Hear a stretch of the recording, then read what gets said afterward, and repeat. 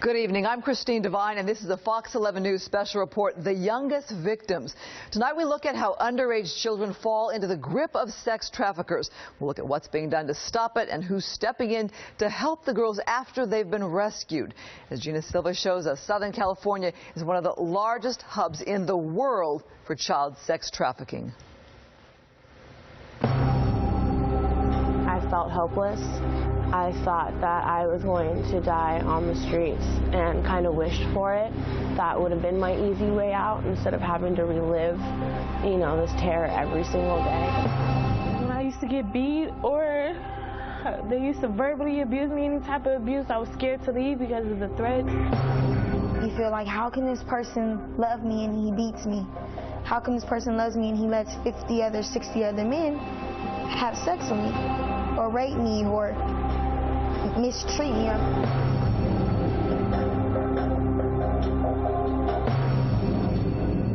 As it is that fear of not knowing if you're going to escape or get out of it. Meet Kay and Shaylin, survivors of human trafficking. No, it's right here in our backyard. Lauri is a survivor too. All three are free now, but they spent their childhood living as sex slaves. Victims of the fastest growing organized crime, generating $32 billion a year. There are an estimated 20 million victims worldwide. California is one of the nation's top destinations for trafficking of human beings. In Orange County, law enforcement is doing everything it can to raise awareness. But the problem keeps growing, with younger and younger victims getting sucked in to this unbelievable nightmare. How big of a problem is this? Human trafficking is a much bigger problem than originally anticipated. Right now, we're averaging 8 new human trafficking victims a month, and that's with one law enforcement agency proactively addressing human trafficking. There are over 30 law enforcement agencies here in Orange County, so imagine what the numbers would look like if everyone had the capacity to look for human trafficking. According to investigators, 79% of human trafficking victims are sold for nothing more than sex. Orange County arrested 57 people last year for sex trafficking. Their victims rescued from a life of torture. We have seen women literally kidnapped and held hostage in hotels to be serially raped for money from their perpetrators. This is a problem that's happening in our own backyards. Dr. Stephanie Powell is a retired LAPD sergeant who now spends her time helping teens find a way off the streets. When you look at the amount of girls that are missing, I don't think it's a far stretch to say that some of them probably are missing as a direct result of domestic human sex trafficking. Joining us now with more on these youngest victims is Gina Silva. Now, the FBI has a theory on many of the missing children in this country. The FBI and law enforcement across the country, they believe that many of the missing children, 300,000 a year, and many of them never come back. So they believe that they are, in fact, human sex trafficking victims. But, it's not just kids who are kidnapped. They're also sold into slavery by even relatives. I was going to ask you, do they know these people that are taking them and holding them often or not? Well, the kids that are at risk are foster kids, runaways, and troubled teens, because they really don't have a family base. They're looking for love in all the wrong places. Nowhere to go. Exactly. So the strangers offer this, and they think, oh, great, I've got someone who cares about me. And in fact, they have bad intentions. And they're sold into sex trafficking rings. And it's just horrific. And trying to get out of it, when we heard from these girls, Let's learn more about who's doing this. Absolutely. So who is behind all of this? Well, they are friendly and they are charming when they first approach their targets. But then, without warning, they turn violent and dangerous. Tonight, we'll expose the tricks pimps use to lure their youngest victims. Sex predators hiding behind the keyboard, luring girls into their sick world. Kay knows exactly how that can turn out. Meeting a stranger, not knowing who this person was, and both those times was raped and forced to do things that I didn't want to do, and that has haunted me my entire life. For Shaylin, it was a guy in her neighborhood preying on her insecurities. He tricked me so many ways, and telling me I'm beautiful, telling me that I was worth something, telling me all these things to bribe me in and pull me up. Love, you don't really know what love is. It's everywhere. Lauri was only 11 when she ran away from home and was picked up by a man who promised to love her. He told me things that any average man would tell a woman. I love you, I care for you, I'm going to keep you safe, I'm not going to hurt you. But within 72 hours, Lauri says that man became violent and threatened to kill her if she didn't do exactly what he demanded. And I was forced to get out the car, or he would have drugged me by my hair, and I was told to have sex for money. There, that first night, I lost everything. I think it's a bigger problem than people realize. The Center for Missing and Exploited Children tell us that almost 300,000 kids are at risk in this country. Susan Patterson is the author of How You Can Fight Human Trafficking. She says any way you look at it, the men luring these girls are pimps. 3 different types: the Romeo pimp, gorilla pimp, and CEO pimp. The Romeo pimp is the boyfriend. He's meeting kids online, he's going where teens hang out, and young girls are naive. You know, I think of you every minute of every day, you're my soulmate, your home life sucks, run away with me. It's just hard once you get sucked in to even come out. Once Shaylin was sucked in by the promise of being loved, her pimp then became violent. Sex trafficking experts describe him as a gorilla pimp. So the gorilla pimp would be gangs where they force you, they say if you don't do what we tell you to do, we're going to kill your family. The CEO pimp tricks girls into thinking he's offering them a great opportunity. The CEO pimp uses trickery. So that would be someone who's offering teens modeling jobs. In one case, he would go out to the clubs and solicit college girls. He had 70-plus victims over 7 years that he forced into human trafficking.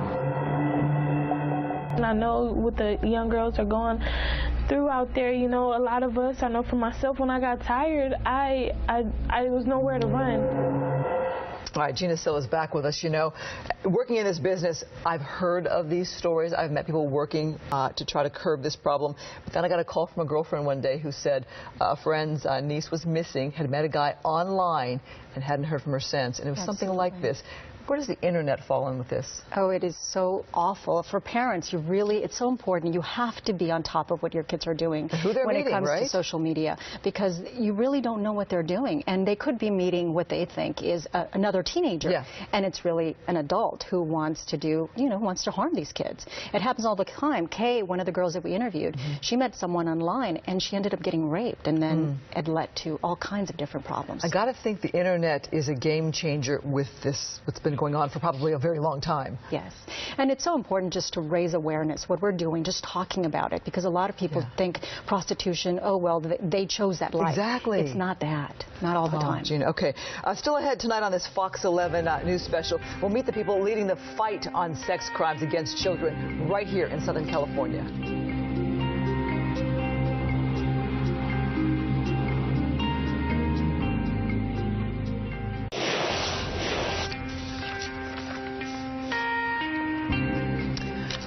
Welcome back to our Fox 11 News special, The Youngest Victims. Gina Silva has been investigating how underage children wind up in the hands of sex traffickers. It's so sad to think some of them, it's by someone they know. Yeah, absolutely. It's not always a stranger. Sometimes it's an uncle, or it could be their own father. After one of our stories aired, a man called us. He's from Florida, and now he goes around the country speaking about human sex trafficking. At the age of 5 years old, he was sold by his own dad to his friends. And so from 5 until he was a teenager, that was his life. All right, so going on dates. Law enforcement is on this. Yes, absolutely. Human sex trafficking generates more than $30 billion a year. Usually, experts say predators start with child pornography, then they move on to trafficking. But the LAPD's Internet Crimes Against Children Task Force is working to protect the youngest victims. They strike when least expected. LAPD's Internet Crimes Against Children Task Force, ICAC, serving search warrants to people suspected of downloading and distributing child pornography. People often think of child pornography as pictures of young girls on beaches or in bikinis. It is not. It is the photographic and video evidence of child rape. The images are usually found on file-sharing websites. Pedophiles download and upload their own images depicting children being raped. These are the sites detectives monitor on a regular basis. We have tools as law enforcement to identify targets or persons who are downloading or trading in child pornography on the internet, and we've identified this particular location as a place where child porn was being downloaded. The videos and photographs are heartbreaking. Little girls and boys being sexually abused by different men. At this apartment in Hollywood, members of the task force discovered more than 700 photos of children. Some of the victims, toddlers in diapers. Small children being, all their orifices being violated. You're making faces to us. It's what we see on a daily basis, unfortunately. Lieutenant Andrea Grossman is the head of the ICAC in Los Angeles. She says the job takes a toll on its members, but it's a job that must be done in order to stop pedophiles before they move on from child pornography to real-life victims. It starts with photos, and then it generally progresses, at least for us. They progress to finding individuals of the age preference that they have. And then we have found that they sometimes will buy children or sell children. Since 2006, this specialized unit has arrested nearly 1,800 people. Investigators serve up to 3 search warrants a week. They work long hours trying to combat a behavior that could lead to sex trafficking. Unfortunately, it does progress, and we feel a lot of these guys are on the cusp of actually making contact with a child. We could double or triple the size of our unit, and we would still be finding more predators.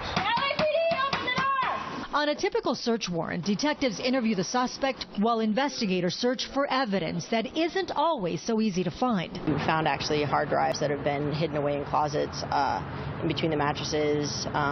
Things that you think are old and wouldn't be working anymore are actually what they're using. Some people take their child pornography and treat it like the dirty secret that they're going to keep on the old computer that nobody else uses.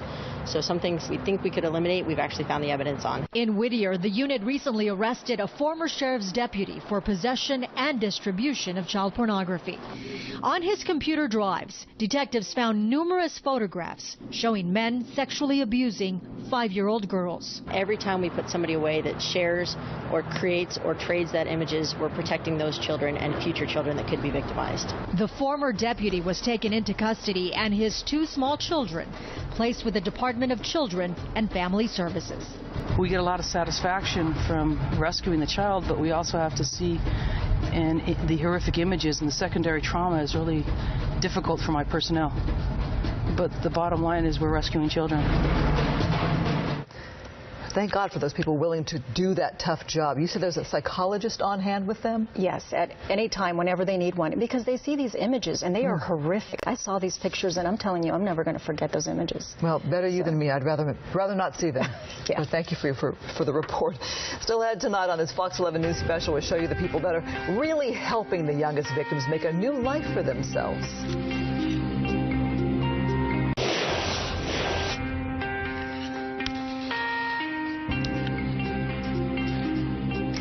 Welcome back to our Fox 11 News special, The Youngest Victims. Gina Silva has been investigating the sex trafficking of underage children. Now we look at the people who help rescue them.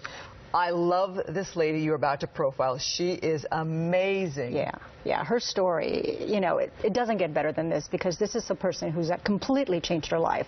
For years, Lauri Burns was a prostitute, addicted to heroin. It was a life she never thought she'd escape, but Lauri did. And now she's helping to rescue other girls who are falling into sex trafficking. There were so many girls on the street that were killed on the street. People that I knew, people that I worked the streets with. There were so many girls that had AIDS. The thought of getting out just didn't even exist. Lauri Burns is a survivor with an amazing story to tell. If you could imagine being like 18, 19 years old and on the street and knowing nobody's looking for you and nobody's coming, I mean, day after day, it just wears on you. Burns was a foster kid, and when she aged out of the system, she suddenly found herself homeless. That's when her older sister turned her onto prostitution. I started prostituting when I was 19 years old, and I continued to prostitute until I was almost 23 years old. And I was almost dead. I mean, I was just horribly destroyed. mentally and physically. She was arrested multiple times. Still, Burns could not give up that life. She remembers one night, 2 men picked her up and drove her to an isolated area. They beat and raped her. After a couple of times having that gun to my head and being beat up real bad, I thought, you know what, Lauri? You don't have anything to live for anyway.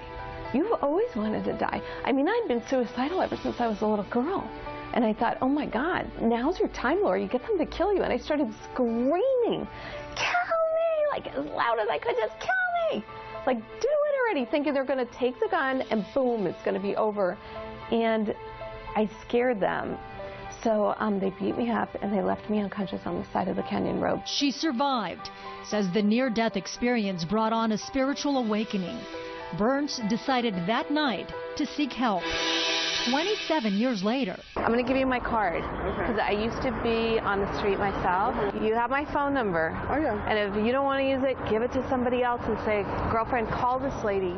So now I've spent my life since that day, since my life was saved, going back on the street and finding all of the other children that are left out there and bringing them back and giving them what I was given, a safe place to live, a sober, safe place to live, and schooling so that they can get an education. This is one of those safe places.